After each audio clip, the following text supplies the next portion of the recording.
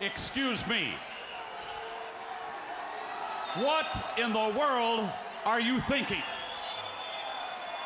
Mean Gene, the first thing you need to do is to tell these people to shut up if you want to hear what I gotta say. What up, y'all? It's KMB, the sexy ninja, in the place to be for a Paper Saber universe. This is the New World Podcast, brother, and man, the hits just keep on coming. R.I.P. Bray Wyatt. Man,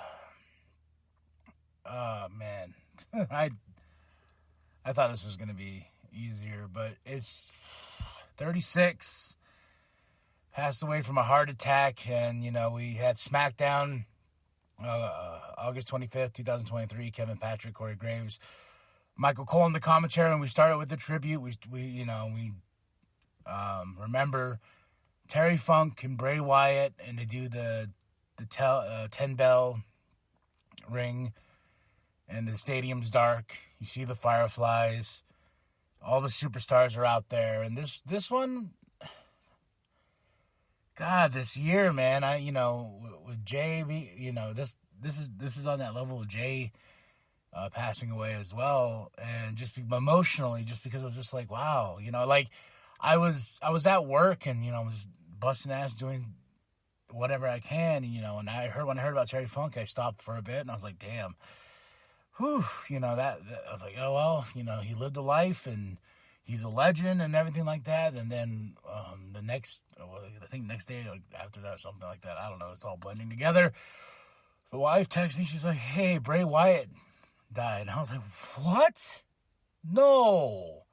What? It was just, and I've been critical of Bray's stuff and stuff like that, but he's still a human being, a man, a performer, and he had a really awesome ability to speak on that mic. And I remember when he came back, and I felt, it was funny. It was funny as I was talking to somebody about Bray Wyatt the other day. I was like, I hope his second run is a lot better, because when he came back, it was huge. It was huge in the professional wrestling world. Triple H took over. He brought back Bray Wyatt, and it just was... It gained some momentum, and it just kind of fell flat with the whole LA Knight and him at, I believe, the Royal Rumble in that Mountain Dew match. And after that, he just faded to the background. Uncle Howdy was in the thing, and I was like, man. But here, when I started SmackDown in the show, the tribute, and they played the really beautiful package, and look, I've been watching this man's career. His entire career, the span of it. And my wife said that too. She goes, you know what's crazy? She goes, I was thinking about it. She goes, when we got together, then the Wyatt family started, she goes, I realized I watched him evolve into who he became and everything like that. She goes, because she watched the show before I did, because I was at work. And she just said, starting the show, she just bawled her eyes out. And I was like, yeah, okay. And I got home and I played it, and I bawled my eyes out. I'm just like, man, 36, too young. And they pay tribute throughout the show, and it's bittersweet.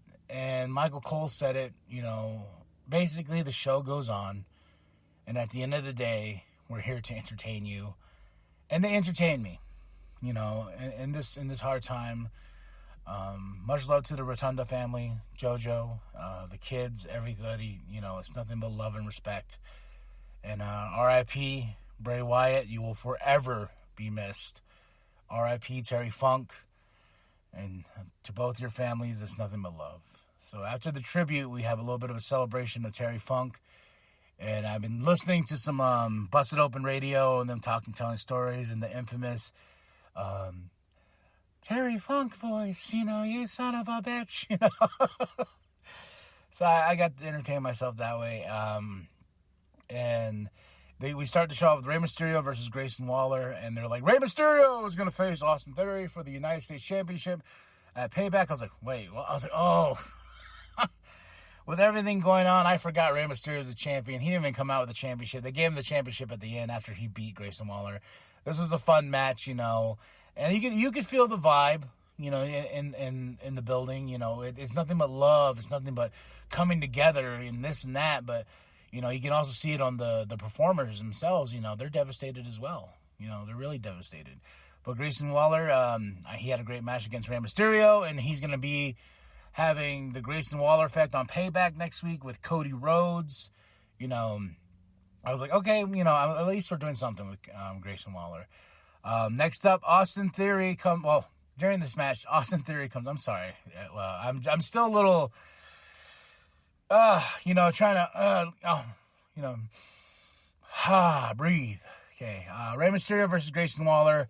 Austin Theory comes out during this match. Escobar attacks him, you know, but Rey Mysterio got the win over Grayson Waller. So setting up, you know, Grayson Waller's Waller effect with Cody. Then at Payback, we'll get Rey and Austin Theory for the United States Championship. After that, we have Damage Control backstage interview with Kayla. And, you know, Io's putting up that championship tonight. And that's the next match of the card. WWE's Women's Championship is on the line. Io Sky versus Zelina Vega, and talk about a match. This was one of my favorite matches of the night. It was quick, you know, and Io showing off she is a champion. She's a champion in my eyes, really. Like, you know, and with Damage Control behind her, I think she can. I want her to defend that title a little bit more, in just my opinion. But this was a really, really good match. Zelina Vega did great. Next up, we had Cody Rhodes. He's paying tribute to Terry Funk.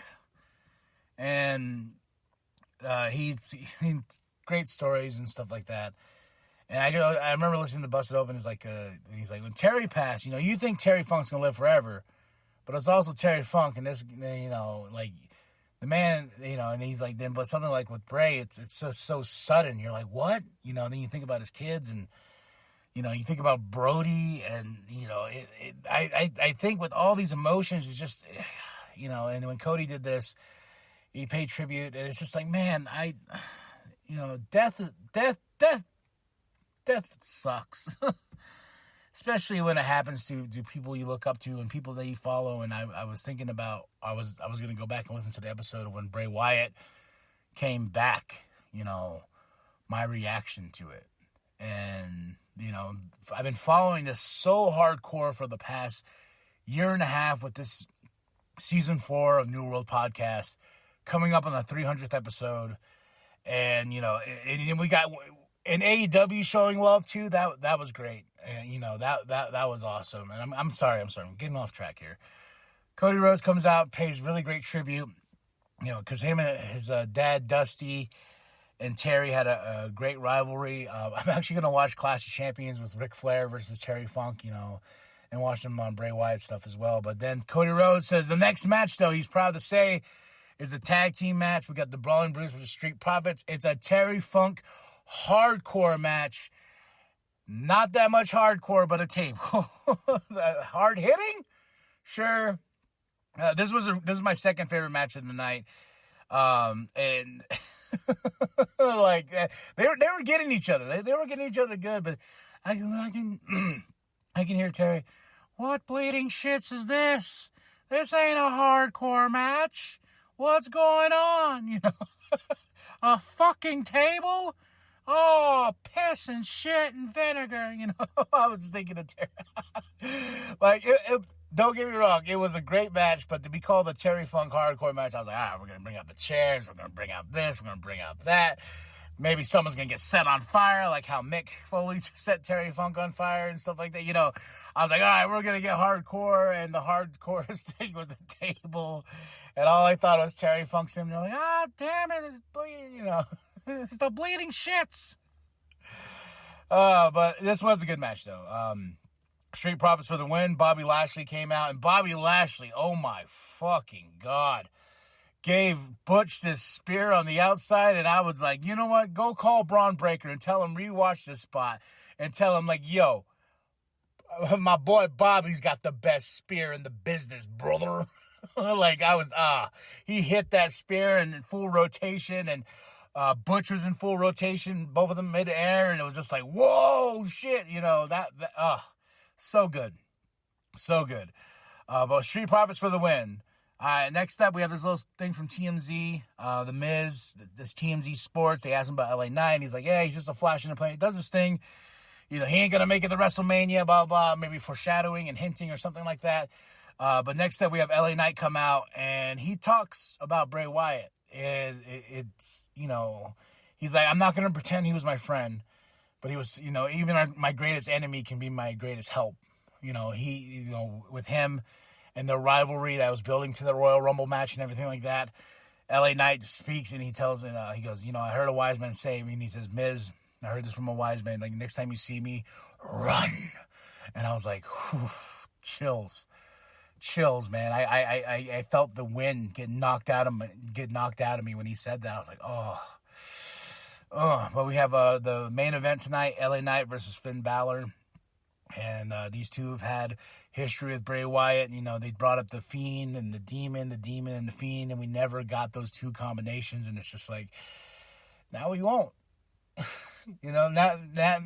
Oh, God, come on. When they were talking about it on the commentary, and they're like, yeah, we never got those interpretations. And I just thought, like, fuck, man, we'll never... but I think Bray was done with the Fiend at that point, because we heard he's had creative differences, especially with his latest return and stuff like that, his mental health, and he was battling this health issue, was slowly coming back, and, COVID got him. It's just... But let's talk about the match. The match was fun. LA Knight for the win. He's over as fuck. He's like, LA Knight, yeah! Paid great tribute to Bray Wyatt, and this was a really fun match to end the show. And just to get you a little bit more in the power of professional wrestling and the power of symbolism, lights go out.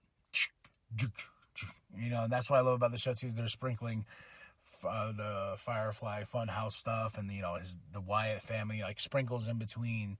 And they were doing it in the sense of Bray Wyatt with, like, like, kind of just popping in and stuff like that. But, right at the end, lights go out, the lantern's in the ring, glowing, and and he pops up on the screen, this really great shot of him looking at the Tron, and, like, with the symbol up there, and just, it's like he's blacked out, and, like, he's just looking, like, in a different direction, and it definitely was like, it definitely was, it was a beautiful moment. And, it was a beautiful moment. Then we go close-up shot of the lantern, and, we fade to black, fade out. You know what really got me? If that lantern went out.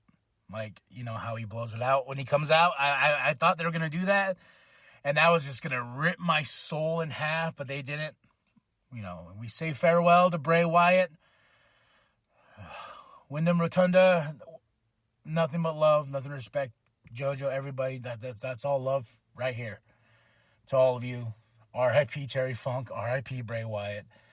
I'm not even going to give the show a rating because this was a tribute show. And we lost two very special people this week. One too soon, and a legend.